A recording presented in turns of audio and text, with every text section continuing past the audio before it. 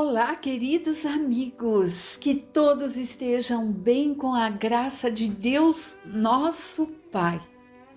Pai nosso que estás no céu, santificado seja o vosso nome. Venha a nós o vosso reino, seja feita a vossa vontade na terra e no céu. O pão nosso de cada dia dai-nos, ó Pai, hoje e sempre. Perdoa as nossas dívidas como devemos perdoar aos devedores. Não nos deixes que caiamos em tentações e livrai-nos de todo mal. Que assim seja com a graça de Deus, nosso Pai.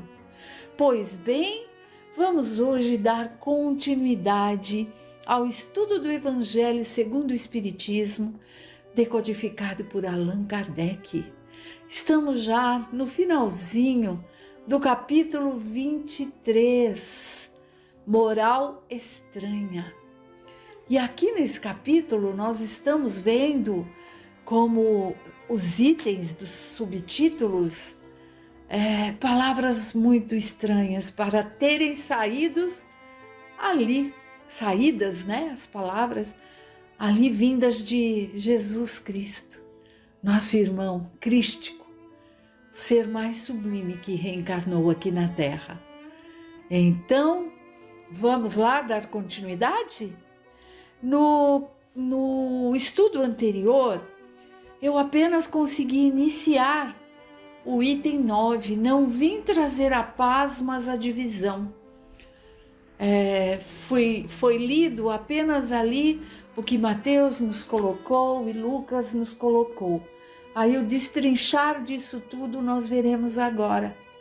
E vimos também nesse iniciozinho, quando coloca não vim trazer a paz, mas a divisão, Jesus estava falando da incompreensão por muitos dos ensinamentos que ele trouxe. E que como ocorreu realmente, quando um filho resolvia seguir a Jesus, os pais ficavam indignados, porque queriam que seguissem ali as autoridades. Porque Jesus veio mostrar, ao contrário de que é olho por olho, dente por dente, que é tudo através da espada. Ele disse não, é através do amor, do exemplo, do amor por todos e não por aqueles apenas com quem convive. É isso mais ou menos que ele nos mostra nesse início. Porém, hoje vamos continuar iniciando a leitura no item 11. Será mesmo possível que Jesus, a personificação da doçura e bondade, aquele que sempre pregou o amor ao próximo, tenha dito: não vim trazer a paz e sim a espada? Vim separar o filho do pai, o esposo da esposa, lançar fogo à terra e tenho pressa de que ele se acenda? Não. Estas palavras não estão em flagrante contradição com seu ensinamento? Não é uma blasfêmia atribuir-lhe a linguagem de um conquistador sanguinário e devastador? Não há blasfêmia em contradição nestas palavras, pois foi exatamente ele quem as pronunciou e elas testemunham sua alta sabedoria. Apenas a forma causa estranheza, por não expressar exatamente seu pensamento, o que provocou enganos quanto ao seu verdadeiro sentido. Tomadas ao pé da letra, tenderiam a transformar sua missão totalmente pacífica em uma missão de perturbação e discórdias, consequência absurda que o bom senso descarta, pois Jesus não podia contradizer-se. Toda ideia nova encontra forçosamente oposição, e não houve uma única que se estabelecesse sem lutas. Lutas, gente, aqui é lutas internas, de nós conosco mesmo, né? E essas lutas que nós vamos travando ali, de contradição por ideias que por vezes nós carregamos durante muitas e muitas encarnações, muitas e muitas vidas, aqueles aprendizados que já estão intrínsecos dentro de nós, de tantas vivências. E aos poucos nós vamos aprendendo e vamos nos mudando para nos melhorar. Então são as lutas aí que a gente precisa ver nesse sentido. Nestes casos, a resistência é proporcional à importância dos resultados previstos, pois quanto maior for a ideia, tanto maior será o número de interesses ameaçados. Se for notariamente falsa, considerada sem consequência, ninguém se perturbará com ela e a deixam passar, sabendo que não tem vitalidade.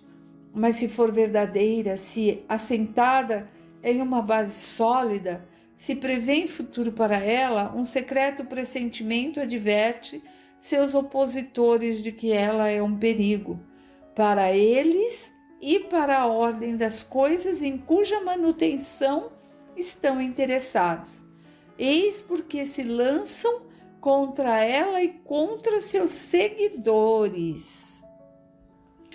É por isso que os fariseus, os sacerdotes, se incomodavam com os ensinamentos que Jesus trazia e planejaram ali tudo o que aconteceu, né? Por quê? Porque ele trazia com simplicidade e dizendo que é na simplicidade que se conquista os verdadeiros valores de amar ao próximo, de fazer ao bem, enquanto eles ali, fariseus, sacerdotes, queriam o quê? A aparência, queriam o ouro. E aí se sentiam atingidos por Jesus, né? Atingidos. Por vezes nós ainda agimos de forma parecida, querendo mascarar tudo aquilo que nós estamos aprendendo no Evangelho de Jesus. Por quê? Porque, de alguma forma, às vezes a gente vai fazer alguma coisa e é como se a nossa consciência desse um puxãozinho de orelha e fala, Silvia. Aí você pensa, nossa, já aprendi isso. E aí a gente pensa assim, oh meu Deus, mas era tão mais fácil lá, quando na igreja eu passava, falava com o padre no confessionário, rezava 10 Pais Nossos, 10 Ave Maria, acendia uma vela para tal santo. E eu mudei? Não. Eu ia continuar fazendo as mesmas coisas, depois de meses ia lá, limpei meus pecados. E o que nos cobra o ensinamento através do Espiritismo? A mudança interior. Estamos todos nós buscando, porque não existe um ser perfeito aqui encarnado, né? Então todos nós estamos nessa busca de mudança para seguirmos realmente, não o que é mais fácil, seguir rituais, mas fazermos essa reforma interior, porque não é o que é mais cômodo que vai me mostrar os verdadeiros ensinamentos e fazer com que eu mude. É ali a persistência, é a fé, é a busca. É amar ao próximo como a nós mesmos. É isso que está aqui no Evangelho, né? Fazer ao próximo o que eu gostaria que a mim fosse feito. A reforma, ela tem que vir de dentro para fora, o que é bem mais difícil do que ser uma reforma exterior de aparência. Mas é aí que nós vamos evoluindo, vamos nos tornando um ser melhor como filho de Deus que somos. Voltemos para a leitura. À medida da importância e dos resultados de uma ideia nova, que uma ideia nova encontra, assim na agitação emocional que seu aparecimento provoca, na violência da oposição que ela desperta, na intensidade e persistência da raiva de seus adversários.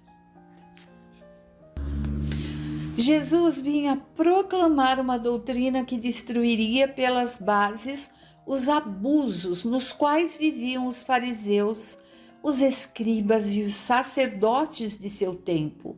Por isso fizeram morrer, acreditando que, matando o homem, matariam a ideia. Mas a ideia sobreviveu, porque era verdadeira. Cresceu, porque estava nos desígnios de Deus. E, nascida numa pequena vila da Judéia, foi plantar sua bandeira na própria capital do mundo pagão, de frente a seus inimigos mais sanguinários, daqueles que tinham maior interesse em combatê-la, pois aniquilava as crenças seculares a que muitos se apegavam, mais por interesse do que por convicção. Se apegavam, gente, porque eles queriam o poder, o ouro, não por convicção das crenças que esses faziam. Lutas das mais terríveis esperavam aí seus apóstolos. As vítimas foram inumeráveis, mas a ideia cresceu sempre e saiu triunfante, porque superava como verdade suas antecessoras, suas ideias antecessoras. É preciso observar que o cristianismo apareceu quando o paganismo estava em decadência e se debatia contra as luzes da razão.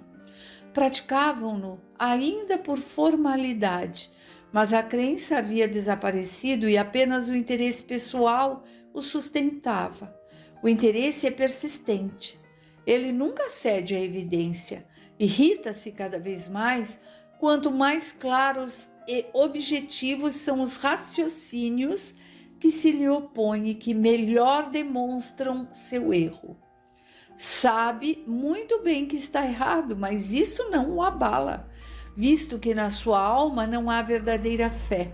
O que mais o amedronta é a luz que abre os olhos aos cegos. O erro lhe é proveitoso, eis porque se aferra a ele e o defende. Sócrates também não tinha formulado uma doutrina semelhante até certo ponto à do Cristo?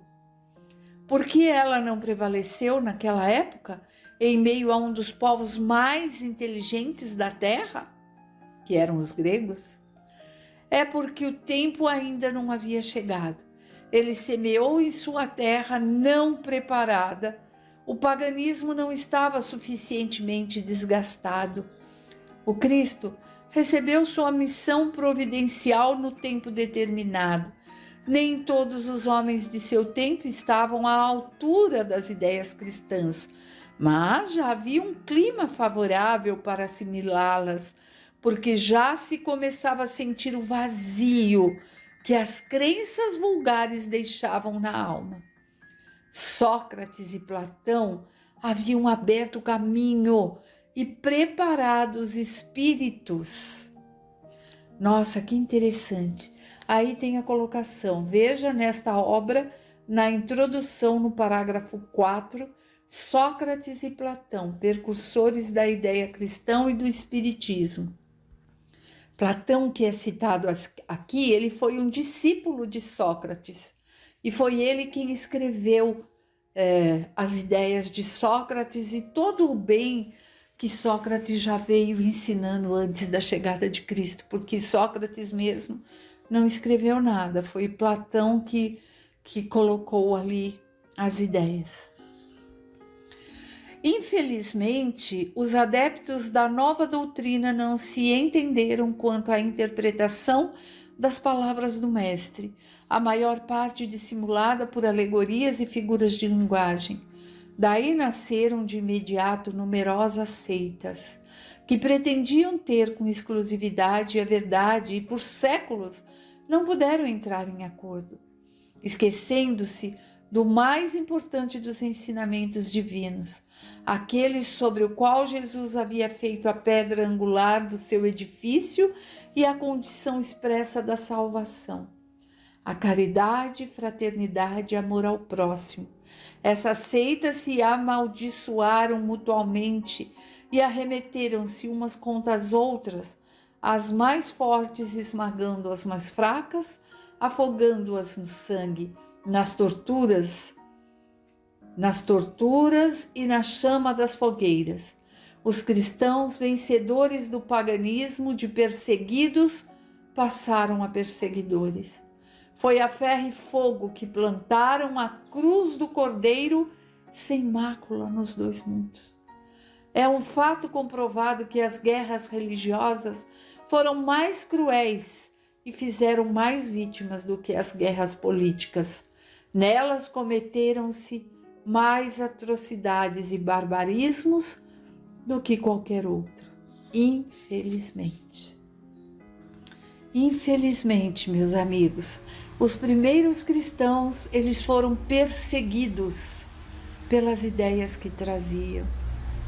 Porém, depois passaram a perseguir.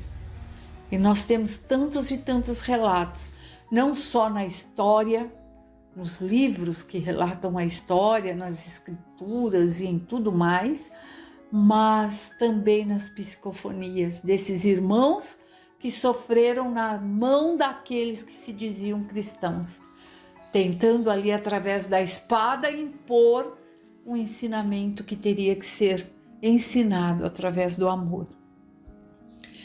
Estaria o erro na doutrina do Cristo? Não, certamente, pois ela condena formalmente toda violência.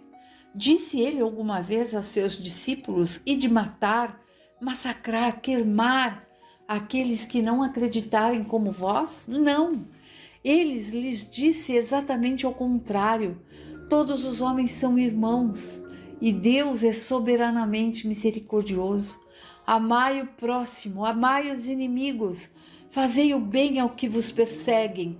E ainda lhes disse mais: quem matar pela espada perecerá. A responsabilidade não está, portanto, na doutrina de Jesus, mas naqueles que a interpretaram falsamente e que dela fizeram um instrumento para servir às suas paixões, ignorando estas palavras: meu reino não é deste mundo. Jesus, em sua profunda sabedoria, previu o que devia acontecer.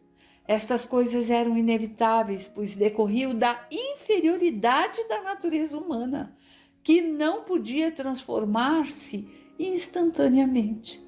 Foi preciso que o cristianismo passasse por essa longa e cruel prova, meu Pai, de 18 séculos, para mostrar toda a sua força, porque apesar de todo o mal cometido em seu nome, dela saiu puro, nunca esteve em questão. A censura sempre recaiu sobre aqueles que dele abusaram e cada ato de intolerância sempre se disse: se o cristianismo fosse melhor compreendido e melhor praticado, isso não teria acontecido. Quando Jesus disse: não acrediteis que vim trazer a paz, e sim a divisão, seu pensamento era este: não acrediteis que minha doutrina se estabeleça pacificamente. Ela trará lutas sangrentas, tendo por pretexto meu nome, porque os homens não terão me compreendido ou não terão querido me compreender. Os irmãos separados por crenças lançarão espadas uns contra outros. A divisão reinará entre os membros da mesma família que não tiverem a mesma fé. Vim lançar o fogo à terra para limpá-la dos erros e preconceitos, como se coloca fogo em um campo para destruir as ervas ruins. E tenho pressa de que se acenda para que a purificação seja mais rápida, pois a verdade sairá triunfante desse conflito. A guerra sucederá à paz, o ódio dos partidos à fraternidade universal, as trevas do fanatismo à luz da fé esclarecida. Então, quando o campo estiver preparado, eu vos enviarei o Consolador, o Espírito da Verdade, que virá restabelecer todas as coisas, ou seja, fazer conhecer o verdadeiro sentido de minhas palavras, que os homens mais esclarecidos poderão enfim compreender, pondo fim às lutas fratricídias que dividem os filhos do mesmo Deus. Cansados, enfim, de um combate sem solução, que só acarreta desolação e leva ao distúrbio até o seio das famílias, os homens reconhecerão onde estão seus verdadeiros interesses para este mundo e para o outro. Eles verão de que lado estão os amigos, os inimigos e a sua tranquilidade.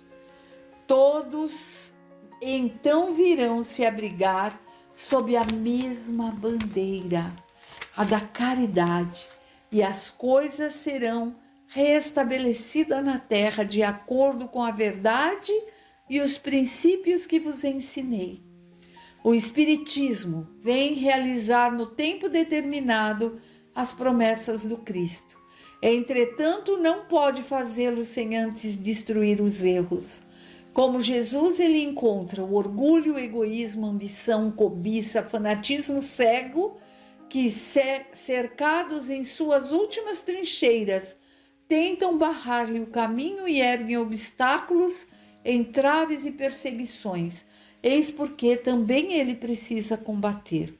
O tempo das lutas e perseguições sangrentas acabou, porém, aquelas que ele terá de enfrentar são todas de ordem moral, e o fim de todas elas se aproxima. As primeiras lutas do cristianismo duraram séculos. Estas que o Espiritismo enfrentará durarão apenas alguns anos, porque a luz, ao invés de partir de um único fogo, surge de todos os pontos do globo e abrirá mais depressa os olhos dos cegos. As palavras de Jesus devem, portanto, ser entendidas como referentes às discórdias que ele previa que sua doutrina ia provocar, os conflitos momentâneos que surgiriam como consequência e as lutas que teriam que enfrentar antes de firmar-se, tal como aconteceu com os hebreus antes de encontrar a terra da promissão, e não como decorrência de um propósito premeditado de sua parte para semear desordem e confusão. O mal viria dos homens e não dele. Era como o médico que veio curar, mas cujo remédio provoca a crise salutar, removendo os males do doente. Até mais, meus amigos, fiquem com Deus.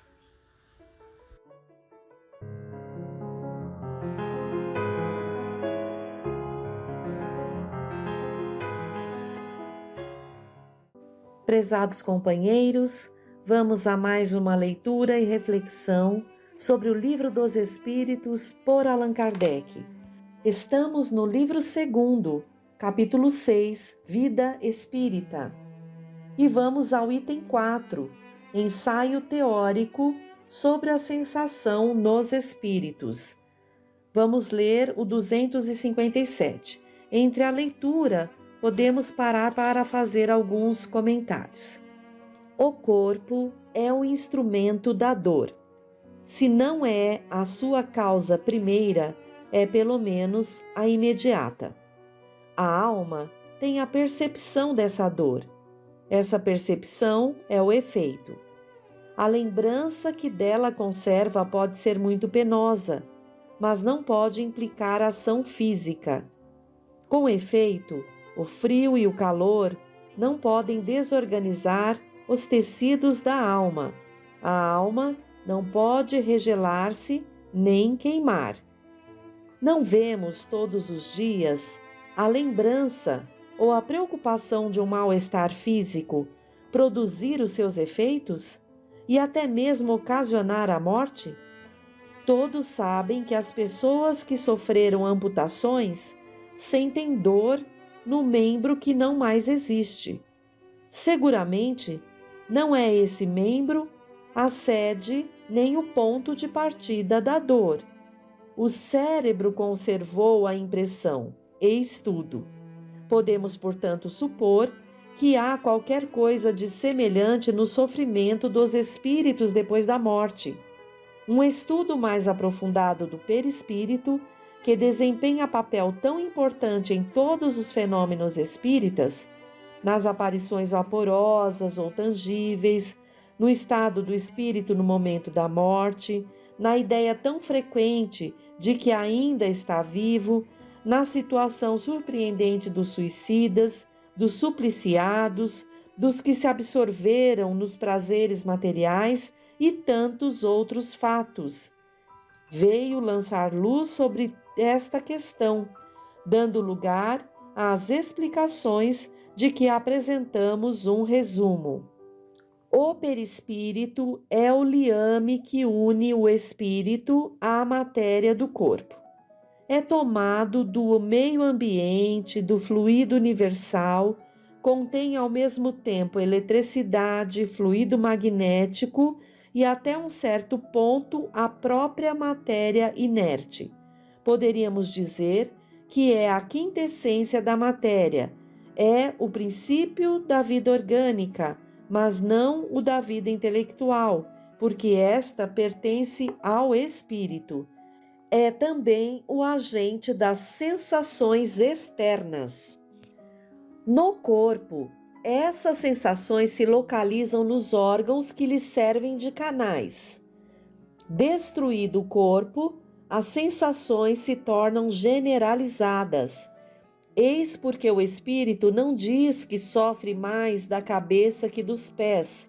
É necessário, aliás, nos precavermos de confundir as sensações do perispírito independente com as do corpo. Não podemos tomar estas últimas senão como termo de comparação e não como analogia. Liberto do corpo, o espírito pode sofrer, mas esse sofrimento não é o mesmo do corpo. Não obstante, não é também um sofrimento exclusivamente moral, como o remorso, pois ele se queixa de frio e de calor. Mas não sofre mais no inverno do que no verão. Vimos-los passar através das chamas sem nada experimentar de penoso, o que mostra que a temperatura não exerce sobre eles nenhuma impressão. A dor que sentem não é a dor física propriamente dita, é um vago sentimento interior de que o próprio espírito nem sempre tem perfeita consciência, porque a dor não está localizada e não é produzida por agentes exteriores. É antes uma lembrança, também penosa, algumas vezes há mais do que uma lembrança, como veremos. A experiência nos ensina que no momento da morte, o perispírito se desprende mais ou menos lentamente do corpo. Nos primeiros instantes, o espírito não compreende a sua situação, não acredita que morreu, sente-se vivo, vê o seu corpo de lado, sabe que é o seu e não entende por que está separado. Esse estado dura o tempo em que existir um liame entre o corpo e o perispírito. Um suicida nos dizia, abre aspas, não, eu não estou morto, fecha aspas. E acrescentava, abre aspas, e entretanto sinto os vermes que me roem, fecha aspas. Ora, seguramente os vermes não roíam o perispírito, e menos ainda o espírito, mas o corpo. Como a separação do corpo e do perispírito não estava completa, havia uma espécie de repercussão moral que lhes transmitia a sensação do que se passava no corpo. Repercussão não é bem o termo, pois poderia dar a ideia de um efeito muito material. Era antes a visão do que se passava no corpo, ao qual o perispírito continuava ligado, que produzia essa ilusão tomada como real. Assim, não se tratava de uma lembrança, pois durante a vida ele fora roído pelos vermes. Era uma sensação atual. Vejam aqui, companheiros, que Kardec nos esclarece essa questão do estado moral também do espírito. Muitas vezes somos muito apegados à matéria e nesse momento podemos sentir essas tais repercussões muitas vezes ou dificuldades outras. No caso do suicida aqui, inclusive casos muito difíceis, sentem os vermes corroerem o corpo devido à ligação ainda do perispírito ao corpo neste caso. Então vejam o quanto vai depender ainda dessa questão da ligação do perispírito com o corpo físico, a condição moral do espírito. Continuemos. Vemos, pois, as deduções que podemos tirar dos fatos quando atentamente observados. Durante a vida, o corpo recebe as impressões e as transmite ao espírito por intermédio do perispírito, que constitui provavelmente o que se costuma chamar de fluido nervoso. O corpo, estando morto, não sente mais nada, porque não possui espírito nem perispírito. O espírito desligado do corpo experimenta a sensação, mas como esta não lhe chega por um canal limitado, torna-se geral. Como o perispírito é apenas um agente de transmissão, pois é o espírito que possui a consciência, deduz-se que, se pudesse existir perispírito sem espírito, ele não sentiria mais do que um corpo morto. Da mesma maneira, se um espírito não tivesse perispírito, seria inacessível a todas as sensações penosas. É o que acontece com os espíritos completamente purificados. Sabemos que quanto mais o espírito se purifica, mais eterizada se torna a essência do perispírito, de maneira que a influência material diminui à medida que o espírito progride, ou seja, à medida que o perispírito se torna menos grosseiro. Mas, dir-se-á, as sensações agradáveis são transmitidas ao espírito pelo perispírito, tanto quanto as desagradáveis. Ora, se o espírito puro é inacessível a umas, deve sê-lo igualmente às outras. Sim, sem dúvida, há aquelas que provêm unicamente da influência da matéria que conhecemos. O som dos nossos instrumentos, o perfume das nossas flores não lhe produzem nenhuma impressão, e não obstante, eles gozam de sensações íntimas, de um encanto indefinível, das quais não podemos fazer a mínima ideia, porque estamos para elas como cegos de nascença para a luz. Sabemos que elas existem, mas de que maneira? Aí se detém o nosso conhecimento.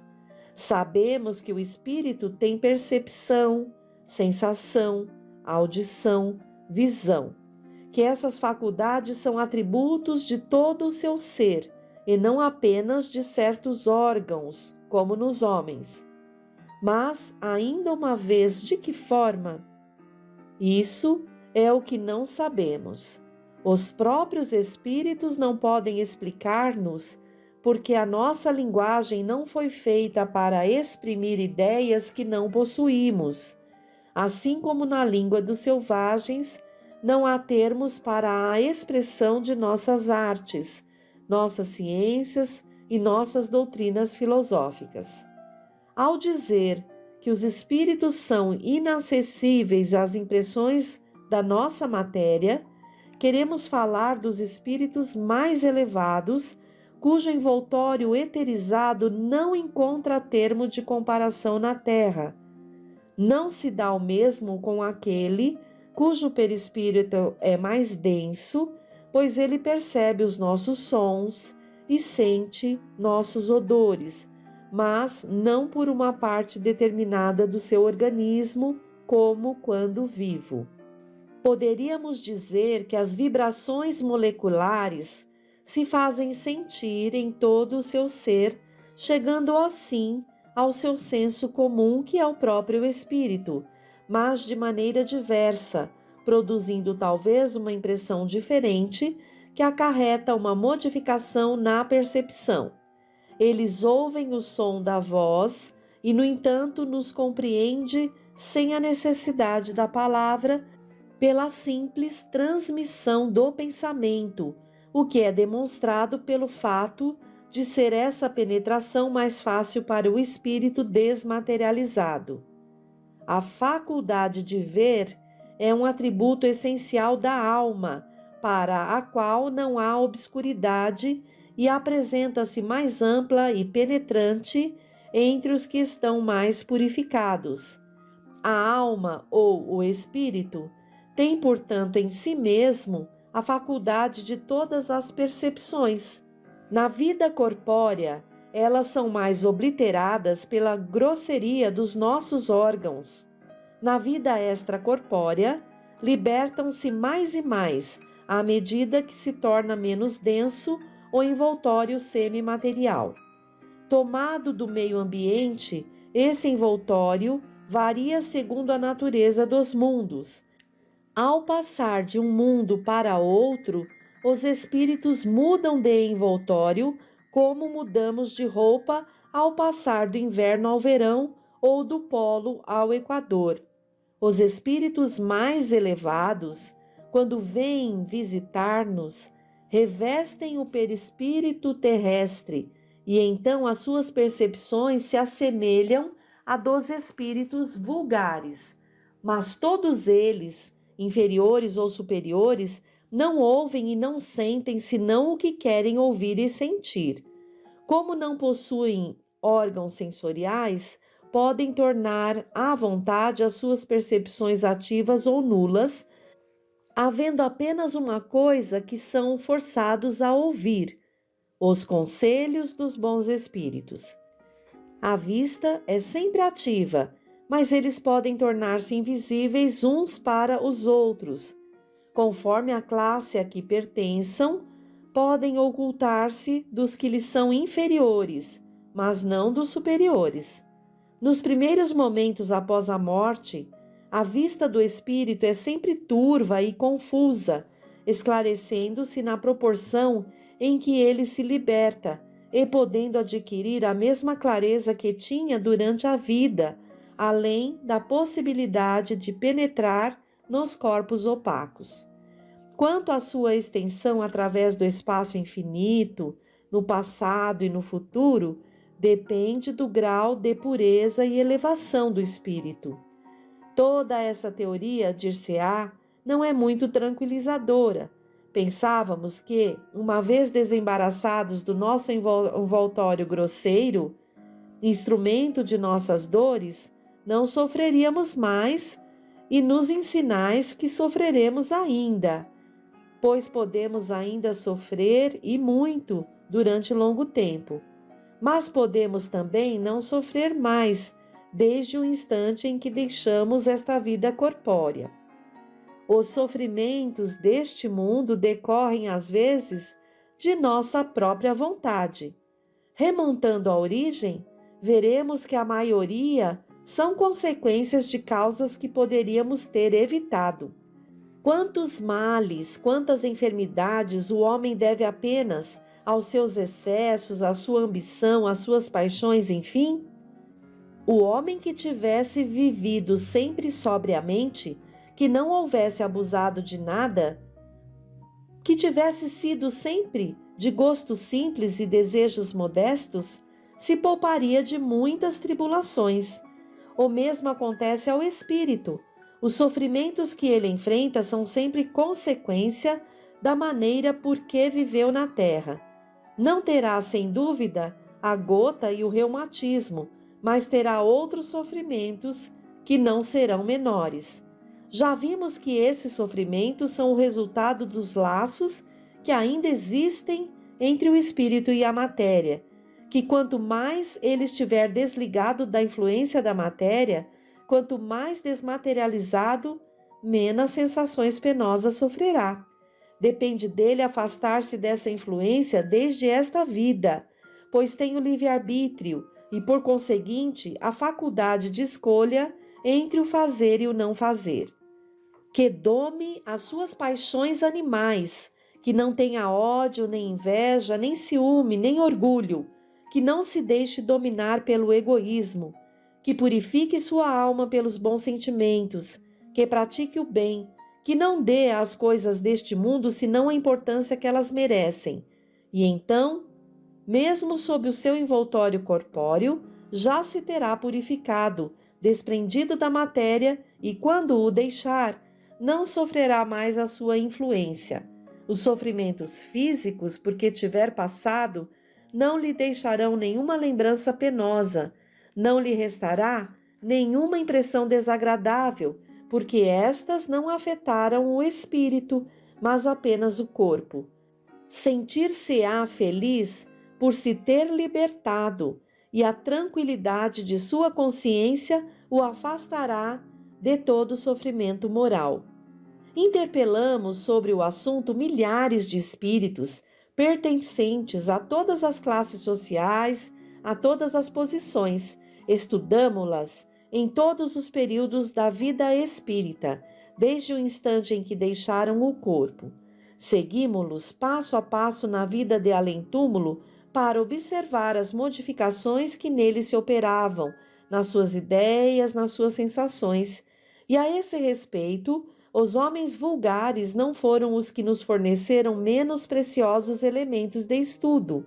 Vimos sempre que os sofrimentos estão em relação com a conduta, da qual sofrem as consequências, e que essa nova existência é uma fonte de felicidade inefável para aqueles que tomaram o bom caminho, de onde se segue que os que sofrem é porque assim quiseram e só devem queixar-se de si mesmos, tanto no outro mundo quanto neste.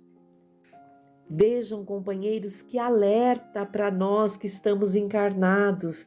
Devemos fazer o esforço para compreender essa doutrina tão esclarecedora e aí buscar a nossa reforma íntima, buscar colocar ali os valores devidos às questões materiais, para que a gente não se desprenda depois, na ocasião de retornar ao plano espiritual, à nossa pátria espiritual, de forma a sentir tantas repercussões do corpo físico no nosso perispírito e soframos muito na erraticidade lá no plano espiritual. Então, que possamos refletir bastante nessas lições e cuidar cada qual de si, pedindo e rogando a Deus que nos auxilie para fazer o melhor na nossa experiência, cuidando sim do corpo físico, mas zelando ainda mais pela casa mental, pela parte moral. Que Jesus esteja junto ao coração de cada um. Até o próximo encontro.